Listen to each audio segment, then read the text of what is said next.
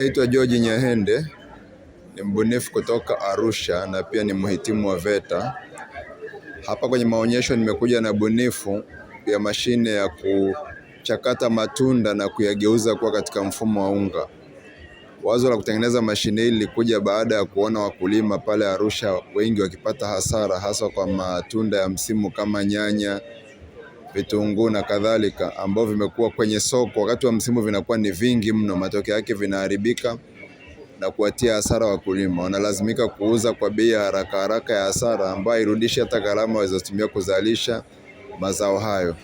Ndipo nilipokuja na wazo la kutengeneza mashine ambayo itageuza kwa mfano nyanya ziwe katika mfumo wa unga, na hii itasaidia kuongeza matumizi zaidi, kwa sababu zikishakuwa kwenye mfumo wa unga hazitatumika kwa matumizi ya kupika tu, kula na nini, bali pia zitatumika kwa matumizi ya urembo kwa saluni za kina dada, ambapo wanatumia unga wa nyanya kujipaka usoni kama mapambo, na pia zitarahisisha watu wanaopika. Na pia wakati wa msimu ambao nyanya zitakuwa hazipo, ni ghali sana, mtu atakuwa na hiari ya kuchagua kutumia nyanya za unga ambazo itakuwa ni bei nafuu. Na kwa upande wa mkulima itakuwa ni nafuu, kwa sababu hatauza tena haraka kwamba kuharakisha asipate nyanya zisiharibike apate hasara.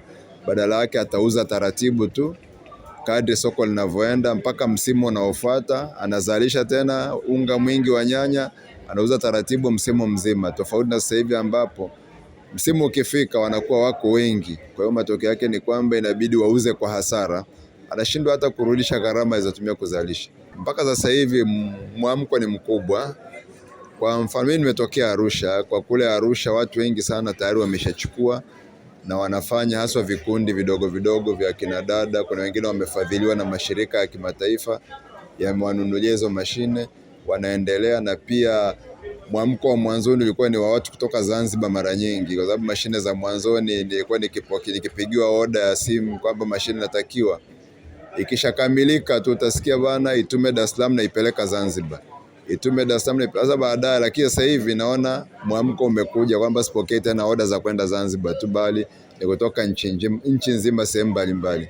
Na hata hapa baada ya watu wengi kuiona, wengi wameonyesha nia kwamba baada ya maonyesho wataagiza mashine hizi, kwa sababu itawasaidia watu pia kujiwekea ajira. Sasa pindi atakapochukua mashine hii, hata kama anakaa room moja ya kupanga, anaweza akasimamisha mashine kwenye kona, jioni anapita kwenye masoko, ananunua nyanya hizo, anazikausha usiku huo, zinakauka kabisa, anazisaga, kesho yake anaenda kwenye ajira yake ya kawaida, na wakati wake kaishazalisha, kaishakuwa na kiwanda chake ambacho kitamuongezea kipato. Mashine kwa sasa hivi ziko za aina mbili. Kuna ambayo imekamilika kama mnayoiona hapa, hii inauzwa shilingi 1,700,000.